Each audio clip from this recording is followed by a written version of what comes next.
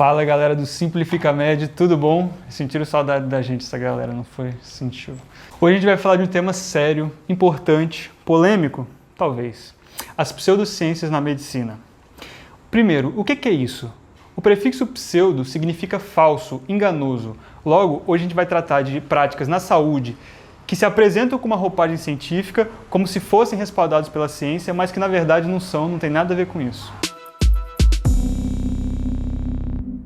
Esse tema ele se torna especialmente importante num momento como esse, de pandemia que a gente está vivendo, em que a desinformação sobre assuntos médicos já foi responsável por milhares de mortes no Brasil. E a eficácia de medicamentos, que é um assunto de averiguação puramente científica, se torna alvo de discussão política. Primeiro de tudo, é importante a gente deixar claro que esse tipo de prática ele aparece com vários níveis de sofisticação. Vai desde mensagens sobre curas milagrosas para o câncer no grupo da família do WhatsApp, passa por propagandas duvidosas de televisão, costumes e crendices populares e chega até especialidades médicas reconhecidas pelo Conselho Federal de Medicina. Qual a importância da gente saber separar com clareza o joio do trigo quando se trata dessas pseudociências na prática médica?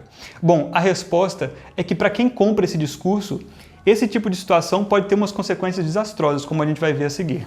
Eu acho que o caso mais extremo é na situação na qual o paciente abandona o tratamento médico convencional em prol de uma abordagem pseudocientífica.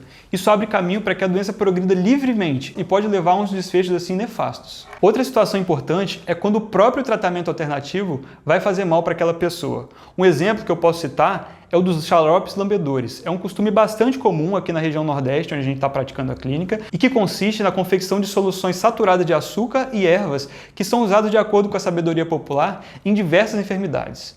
Não é incomum que esses indivíduos façam uso desses xaropes em pessoas diabéticas, por exemplo.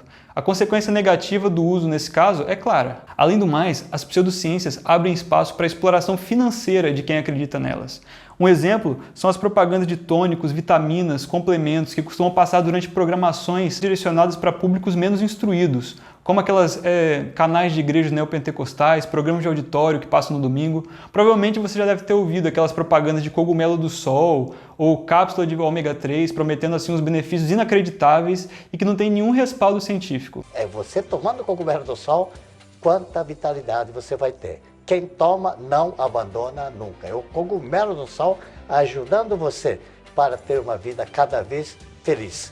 E falo sempre, vamos chegar aos 100 anos sem ser puxado nem empurrado. É de cortar o coração quando na prática clínica a gente recebe uns pacientes assim, em situação de extrema vulnerabilidade econômica, direcionando uma parte importante das suas rendas para esse tipo de produto. A minha opinião é que isso é criminoso.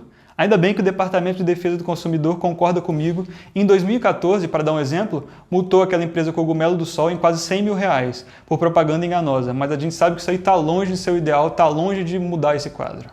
Mais um efeito negativo dessa situação é o financiamento desse tipo de prática pseudocientífica com dinheiro público no Sistema Único de Saúde. Você quer alguns exemplos? O dinheiro que você paga em impostos financia no SUS homeopatia, aromaterapia, florais, cromoterapia e biodança, só para citar alguns exemplos, sabe?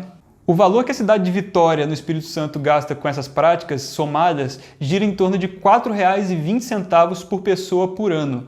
Para se ter uma ideia, para vacinar um cidadão com a vacina da febre amarela, Vitória gastou, nesse mesmo ano, R$ 3,50. Ou seja, o valor gasto com pseudociências em Vitória, no SUS, em um ano, daria para vacinar a população inteira da cidade contra a febre amarela e ainda ia sobrar dinheiro. Aliás, eu acho importante a gente dar um enfoque especial na homeopatia. O motivo é que, diferente das outras situações que a gente já discutiu, normalmente mais restritas a pessoas com menos acesso à informação, a homeopatia é difundida inclusive no meio médico. Eu posso dizer a vocês com franqueza, eu já vi professor bater o pé na sala de aula defendendo esse tipo de prática. Vamos começar com o argumento que é frequentemente utilizado pelos defensores dela. A homeopatia é uma especialidade médica reconhecida pelo Conselho Federal de Medicina. Pasmem, isso é verdade. E isso acaba dando uma credibilidade danada e indevida a essa prática. Isso acontece porque a população em geral não sabe, e nem é obrigada a saber, que o Conselho Federal de Medicina não é um órgão técnico, é um órgão político. Essa decisão de 1980 não teve como pré-requisito um embasamento teórico. Aliás, muitas das decisões do Conselho Federal de Medicina acontecem puramente por pressão corporativa. A homeopatia é uma prática instituída no século XVIII por um alemão que, inspirado em alguns textos da Grécia Antiga, instituiu alguns princípios dogmáticos que seguem inalterados do século XVIII para cá, alheios a todo o desenvolvimento científico, a todos os avanços científicos que ocorreram daquela época para hoje. Os dois principais pilares da homeopatia seriam os seguintes: similar cura similar, ou seja, tratar o sintoma com elemento que cause aquele mesmo sintoma no indivíduo são. Por exemplo, numa pessoa que lacrimeja devido a uma rinite alérgica, por exemplo, se usaria cebola, que faz o indivíduo saudável lacrimejar. Outro pilar é o da superdiluição, onde a fórmula se tornaria cada vez mais potente quanto mais diluída ela fosse. A diluição mais comumente usada nessas fórmulas é tamanha que não existe nenhuma molécula do princípio ativo no produto final. O método científico ele tem ferramentas precisas para definir se uma abordagem terapêutica é eficaz ou não. Os estudos científicos de qualidade comparam a evolução de um paciente que recebe o medicamento a ser testado com um paciente que recebe o medicamento placebo. O medicamento eficaz ele vai mostrar nesse tipo de estudo um resultado superior ao do placebo. Isso não ocorre no caso da homeopatia. Essa conclusão você encontra em diversos estudos científicos com revista de renome. Por exemplo, eu vou deixar aqui embaixo na descrição do vídeo um estudo publicado no Lancet, que é uma das principais revistas lá da Inglaterra e reconhecida no mundo inteiro, revisado por outros pesquisadores, que consiste na meta-análise de 220 outros estudos e chega à conclusão que não se pode diferenciar o efeito da homeopatia do efeito do placebo. Ou seja, não tem nenhuma diferença entre você tomar um copo d'água achando que ele vai curar a sua doença e tomar um fármaco homeopático. Caso você conheça algum defensor da homeopatia, experimente solicitar a ele um estudo de revista com alto fator de impacto, como o que foi apresentado aqui, revisado por pares e que comprove a sua eficácia. Comenta aqui embaixo qual foi o resultado da tua aventura. Por fim, é importante que a gente tenha com clareza que a ciência ela pode ser comparada a um estranho observador de uma corrida de cavalos. Ela está ali com o objetivo único de ver quem é o campeão. Ela não aposta e não torce para cavalo nenhum.